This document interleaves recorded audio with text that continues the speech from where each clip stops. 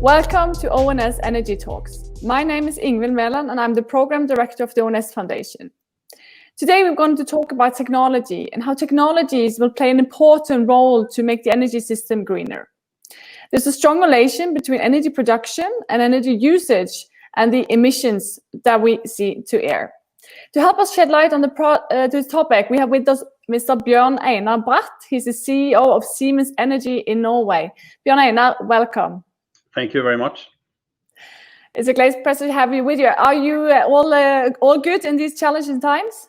Yes, I am. Thank you very much. It's a challenging time, I think, for all of us. But Norway actually starting to slowly return back to the office, and it's good also to see some of your colleagues. But of course, safety first. But it's been a strange time, I'll say, both because of the COVID-19, but I believe also because of the oil prices, right? So we have a little bit of everything right now.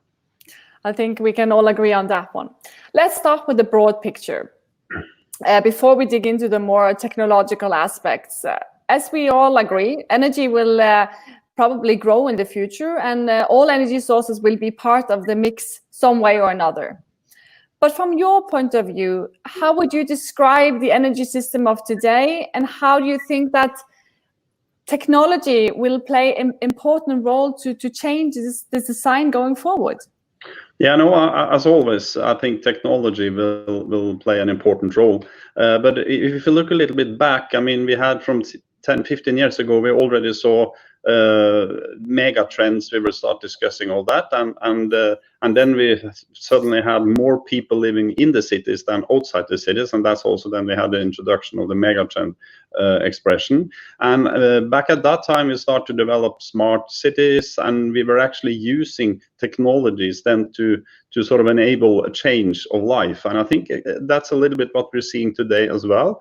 We are in a new phase. We see the extremely importance of move fast within the energy mix, and also to meet our targets that we all are very much have on the agenda to sort of be able to have a low emission and so on. But the important part, I think, is we see a very much of a growing population. We see a growing energy demand, and that is, of course, a very important of the whole total picture. And also then how much of the fossil fuel are we going to be dependent on in the future? And if you look at the increase in the energy demand going forward, I believe it still will have quite a lot of that future. So the focus then and the key issues to go forward is to have a low carbon development of what we need to sort of serve the market, and also then at the sustainable cost to have the sustainable business. So when you say urbanization and growing energy demand, and kind of still the objective is to find more environmentally friendly ways of producing and using energy, do you think that the technology we have today is sufficient, or what do we need to in order to move forward to a more greener development? Well, sometimes I think actually we have more technology available than I think sometimes are aware of, and the issue is just to use it and use it in the right context. And yes, we do have the technology to a certain extent, a lot of places today ready. Also, we're going into a more remote operating area. We have examples in Norway. We're quite lucky, I think, to work in Norway, both because of the technology competence we have here and also the ability we have politically to actually develop new technology. So the remote operations, low-manned, unmanned platforms, digitalization race is important. We may, as an example, technology-wise as well, we can change the field structure a little bit with that. We have power from shore, we have offshore wind going forward, we have batteries, of course, and maybe also even in combination then with fuel cells, and then you start to talk about more environmental fuel like hydrogen, for example. So, but also the batteries is something that we are very much in the focus these days. And dwelling on the battery technologies, it's often referred to as kind of a joker of the future energy system. Where did you see the biggest potential, and where will we see scale developments? Well, batteries, I think, is definitely something that we have quite a lot of knowledge in Norway. We all know about electrical cars. It's been a high focus in Norway for a long time. We have a huge penetration of that market. But I think transportation in general is important when we go into the batteries. And when you're talking transportations, we have to go up in the maritime sector. Remember, we actually had the first electrical ferry in 2015. And that was a one-off. We thought a little bit about at that time, this may be the only one, like a pilot. And then we started sort of a lot of discussions, and there were political issues. And also we have to appreciate the incentives that are given from the governmental part of this, and the political willingness to move forward. And thanks to that, we actually are developing and sort of penetrating into the electrical ferry market quite fast. So in 2022, we are talking about almost 70 ferries in Norway, and that's quite a lot in Norway. And that's actually roughly a production or an emission saving about 300 tons of CO2, which is roughly about 150,000 cars. So it shows that this is very, very important. And again, transportation. So I hear you saying that actually both when it comes to electrical cars and when it comes to ferries, actually the technology has not been the challenge. Is that actually finding the right balance between technology and the right incentives to move forward to investments? Yes, and that is important. Yeah. But we'll come back to the maritime sector, but let's go over to the oil and gas industry, because as we all know, that is a big part of the climate problem. But still, there's a lot of good measures that are being taken in order to reduce the carbon emissions from the oil and gas sector. Where do you see the biggest potential? We have different areas when we can take a lot of I think emission reduction in the oil and gas activities. And again, I just want to emphasize what I started to say, that we have to realize that we can't just switch off the lights on the oil and gas activities, because the world will be dependent on getting their energy, the increasing energy demand going forward. Saying that, it's a very must that we have the focus on the emission-free future of the oil and gas production. And if you look a little bit into, again, we're spoiled almost in Norway. We have hydropower very easily available. So a very natural thing to do is to go into the power from shore area. We have done that. Martin Linge is an example. Johan Sverdrup is actually roughly 200 kilometers from shore, and we're talking about going from AC to DC and so on. So that there we have technology that can bring that further up, and then you have a much better efficiency and also electrification of the platforms. Offshore wind, I mentioned. Offshore wind also is not only to supply power, but you can also use the power to electrolyze process, and you can get into fuels like hydrogen in that matter. And then also you have clean fuel on gas turbines. That's another area which is important for us. And of course, I mentioned briefly also field structure, that you actually, for example, you can have a power hub offshore that can serve different types of FPSOs, for example, in deep water. And then you can even reduce your amount of FPSO on larger fields, and then you can have a power hub in the middle to serve them, and you can still produce efficient, but you can do it much more greener than they're doing today. That's interesting, especially the last part, the power hub offshore. I haven't heard that before. But I also want, because what you explain here is to look into how the different elements are fitting together into an integrated system. And a couple of months ago, you presented some ambitions regarding offshore wind and how you could connect it to existing infrastructure on oil and gas, but also to existing infrastructure on kind of the cabling. Could you explain more about your ideas behind that project? Yeah, we're not going into details, but it's sort of a political hearing on this part as well, and we're having some thoughts about. I mean, we have been doing the oil and gas in Norway since the 60s, right? The late 60s, and of course we have a lot of infrastructure on that part due to that. Also, we have infrastructure when it comes to power. Nordlink is the latest one going south, commissioning in the summertime, and we were actually now looking into expanding the offshore wind part and actually do it independently on the Norwegian grid, more or less. And this is a powerhouse in the southern part of the North Sea that we can go all the way up to the vision 25 terawatt hours, which is quite a lot. You can then also combine the offshore wind turbines. Either you can use them to power platforms, you can send the electricity depending on the demand, for example, to Europe, using the infrastructure, as we said.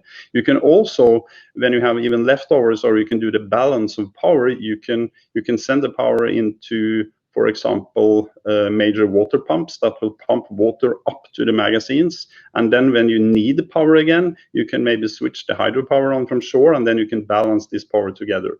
So the whole concept here, and that I think is the trend we see going forward, is that we have a lot of different technologies playing together in a complete energy mix, which I think is very, very interesting. And also I think we sort of be focusing quite much on that in the company as well, to get things together and get sufficient solutions in the market. I'm glad that you connect the different dots within the system, because in at least in Norway we are seeing a debate more or less is yes or no to offshore wind, is yes or no to onshore wind, and is yes or no to cablings, and yes or no to a lot of things. But this project actually connects it together and see how it fits to kind of provide the energy nation Norway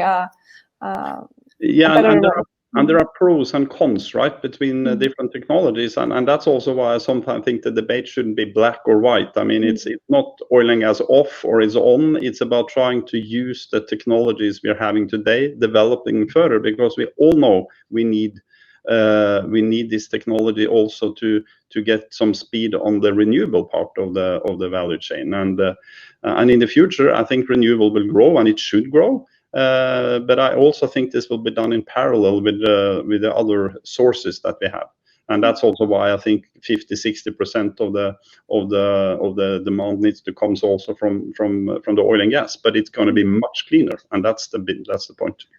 And I see it also as an element of building on the competitive advantages that we have in this country, and going back to the maritime sector, where Norway really has a long history of being in the forefront on a global scale. If we move over to the technology part again, where do you think we can play a good role in order to make the maritime industry more cleaner? No, I mentioned Norway, and we have already proven that we can do this because of the ferries. Of course, you have cruise ships. There is a lot of debate about the cruise ships going into the harbors and the fjords if we're in Norway. We have cargo transportations. We have shuttle tankers moving around for different oil fields. We also have LNG, and LNG I also think is a market that we see is increasing in the future. Here we have the batteries already, but the 2022 or the ferries I'm talking about, the 70 ferries in 2022, it's just a small scale, right? So if you want to scale these up, we have actually potentials today of 91,000 ships around the globe. That's roughly the number, and about 80% of that fleet we can electrify. So if we are not able to globalize the technology that we're doing here in Norway, this is still going to be very small of the whole picture. So we need to be able to get out in the world, take what we've done in Norway, show the rest of the world, and also then have a political system internationally that will incentivize this. Then we're going on the right track.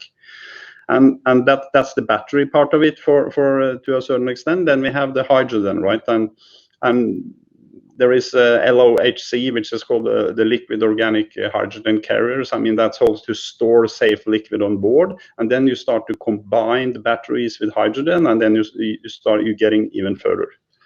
And of course, tankers, LNG tankers, you can use in the fuel on board, or you can have an additional environmental fuel, and you can go into electric motor, and you can start to be electric rather than do it on diesels. You may have ammonia as a different fuel for traditional combustion engines and so on. So there are a lot of opportunities. It's just about getting it right, getting it to the right cost, and then we're there. It sounds easy, but I know that it's quite difficult to make it happen. But okay, let's move on. Another thing that we have on the top of our head when it comes to technology is all the digital solutions. And how do you see digital technology to be the enabler to make a lot of these technologies to actually be really efficient? Digital is a part of all of what I'm talking about, and it's again, we can see it on top of the agenda, I believe, of every companies around. And I started to say a little bit about remote monitoring, and then you're going into reliable systems. You get quality on the signals from the different instruments on board.